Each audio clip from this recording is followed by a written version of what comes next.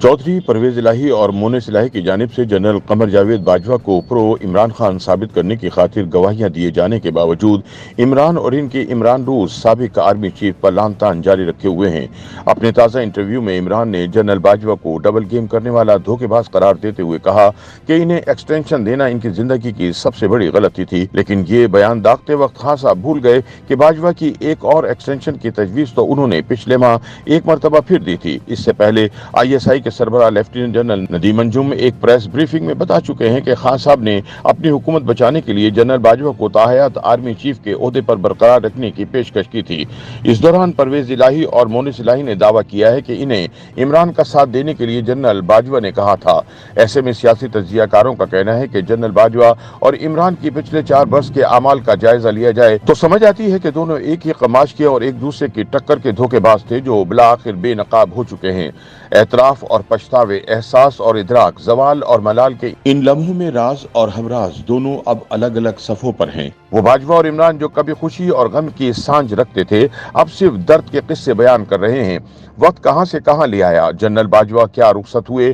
TV screen पर जलवा अफरोज इमरान खान हर रोज एक नई गलती, एक नया पछतावा लिए बैठते हैं, हाथ मलते हैं और शिकवा सिर्फ ये करते हैं कि काश उन्होंने जनरल बाजवा पर एतबार ना किया होता। दूसरी जानिब बाजवा के भी ऐसे ही जज्बात हैं और वो प्राइवेट महफिलों में ये गिला करते दिखाई देते हैं कि उन्होंने इमरान को वजीर आजम बनवाने के लिए बदनामी तक मोल ली, लेकिन वो एहसास फरामोश निकला और शर पर उतर आया। इस मामले पर BBC के लिए ताज़ा तजिए में मारूफ एंकर पर्सन और तजियाकार आसमा शिराजी कहती हैं कि जनरल बाजवा के दुख की दास्तान भी कुछ कम नहीं और 6-7 घंटों पर मुहित ये दास्तान वो कुछ अरसे कबल एक ब्रीफिंग में सुना चुके हैं। वो कहते हैं कि इस कहानी के 3 मरकजी किरदार थे जिन्होंने खुद अपने ही किरदारों को आइंदा कई सालों के लिए मुंतखब भी कर लिया था। बुरा हो उन सपनों का जो अध खुली आंखों से देखे गए और ताबीर तकदीर के बेरहम हाथों अंजाम पजीर हुई। धीरे धीरे खुलने वाली इस कहानी की कई तहें हैं, कुछ मंजर आम पर आ चुकी और कुछ को अभी सामने आना बाकी है। स्क्रिप्ट राइटर, मरकजी किरदार और डायरेक्टर सब एक सफ़े का काम सर अंजाम दे रहे थे। छोटे बड़े फनकार इस बड़ी कास्ट का हिस्सा थे। आसमा बताती हैं कि इस्लामाबाद के ऐवानों और सियासी हलकों में गुजरते दिसंबर में ये बहस दबे लफ्जों में जगह ले चुकी थी कि 15 साला मंसूबा तश्कील पा चुका है जिसे किसी सूरत तकमील से रोका नहीं जा सकता। 2018 में इंतखाबात में इसकी पहली ईंट रखी जा चुकी थी। PDM जमातों में तशवीश थी कि जमहूरी निज़ाम में गैर जमहूरी पेवंदकारी और पार्लिमानी निज़ाम में गैर पार्लिमानी मंसूबा तरतीब दिया जा चुका जिसकी आखिरी मंजिल सदारती निज़ाम थी।